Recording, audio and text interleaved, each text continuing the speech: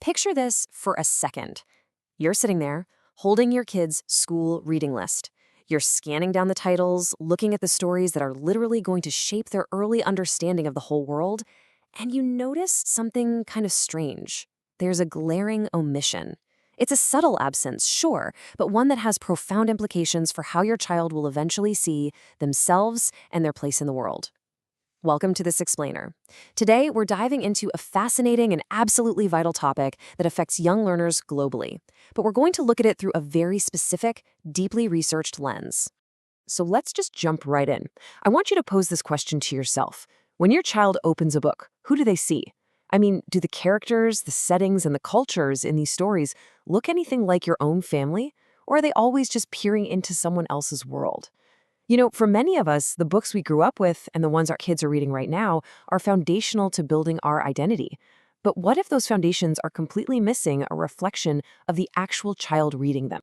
To get to the bottom of this, today we're dissecting a brand new 2024 research study by Farheen Mahmood and Julie W. Ankrum. This is super interesting because it extends the field of children's literature by specifically analyzing English reading lists used in pre-kindergarten all the way to grade 3 classrooms across post-colonial Pakistan. It deeply investigates exactly what kinds of stories are being prescribed to these young, rapidly developing minds. Section 1. Windows, Mirrors, and Doors. The Framework of Representation. Okay, to really understand this, we need to look at a beautifully profound concept from the scholar Rudine Sims Bishop. Coined back in 1990, she basically described books as functioning as windows, mirrors, and sliding glass doors. Here's how it works in practice. A window book lets a reader peer out into a reality entirely different from their own. A sliding glass door allows that reader to essentially walk right into that story and become part of the author's world. But crucially, and this is the big one, books must also be mirrors. When a kid reads a mirror book, they see their own emotional, cultural, and physical life reflected right back at them. A healthy, empowering bookshelf absolutely requires a balanced mix of all three. Let's zoom out a bit and see how this plays out on the global stage. In developed countries, we've seen a massive, ongoing push for diverse representation, which gives kids a pretty wide range of both windows and mirrors. But in developing, post-colonial nations like Pakistan, the study points out a really stark contrast. There's a massive over-reliance on imported, dominant culture books. And what does that mean in reality? It means the books function almost exclusively as windows to foreign lands, severely limiting the native mirrors available to these young readers. Section 2. The Danger of One Story. Shaping Young Minds. This brings us to a powerful warning from the renowned Nigerian novelist Chimamanda Ngozi Adichie. She talked brilliantly about the danger of a single story. When kids read books featuring settings, plots, and characters that never ever fit people like them or the communities they actually live in, their imagination becomes incredibly restricted. Adichie explains that if a reader is repeatedly shown only one perspective, it subtly trains the juvenile mind to think in a limited way. These single stories basically become the definitive, common-sense way they view the entire world. So, the absolutely crucial point here is this. When children are constantly sliding through glass doors into unknown, foreign worlds, reading stories completely disconnected from their own heritage, they start to accept that foreign content as the definitive reality. Because there's no mirror, they entirely fail to see their own reflection. Now, speaking as a parent, this is a deeply concerning realization, right? It means the child's local culture, their everyday lived reality, is essentially being erased from their foundational learning tools. Section 3. Echoes of Colonial History. Where did this start? Let's look at how we got here, because the history puts it all into perspective. The Indian subcontinent had this rich, vibrant 3,000-year history of oral storytelling. But during the extended period of British colonization, the education systems were fundamentally restructured from the ground up. We go from the 1800s introduction of British systems through to the 1947 independence of Pakistan. But here's the catch. The new nation had to rebuild using the limited mechanisms the colonizers left behind, including those educational structures. And that brings us right up to the 2024 reality of English literature dominating in schools. Right in the middle of that timeline, in the 1830s, we have Thomas Macaulay. He's known as the father of Western education in the subcontinent, and he famously decreed that a single shelf of a good European library was worth the whole native literature of India and Arabia. I mean, think about the sheer weight of that statement for a second. In one sweeping, systemic decree, Macaulay completely dismissed and devalued the incredibly rich native storytelling traditions of the region. This right here is the seed of the colonial mindset that firmly planted foreign literature as somehow superior. Which, naturally, leads us to the reality of the post-colonial mindset today. After 1947, English remained the language of the elite.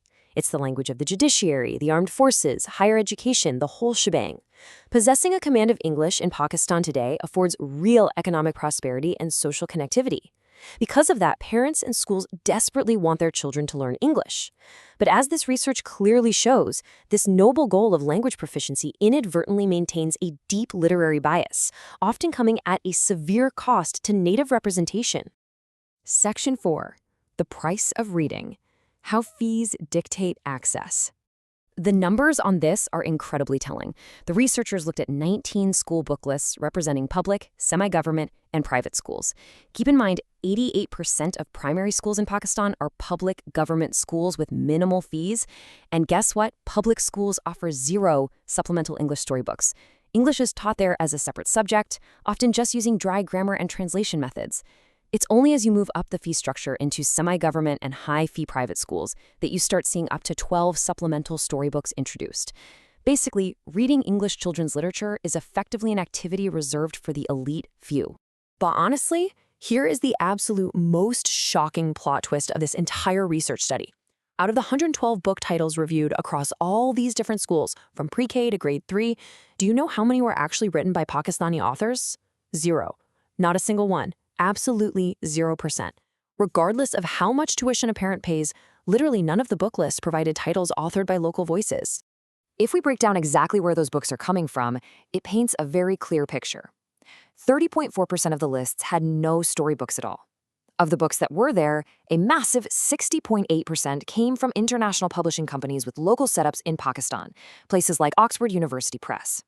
Another 7.2% were purely international publishers. This definitively proves that the stories reaching these kids are almost exclusively manufactured by international entities. The local voice, it's entirely missing from the English reading curriculum. Section 5. Building better bookshelves. Actionable strategies. So what can we do about it? The researchers outlined 3 clear, actionable steps that teachers and schools with limited resources can take. Step 1. Educators must critically evaluate current reading lists to ensure they aren't just providing windows, but are actually offering diverse mirrors for the students. Step 2.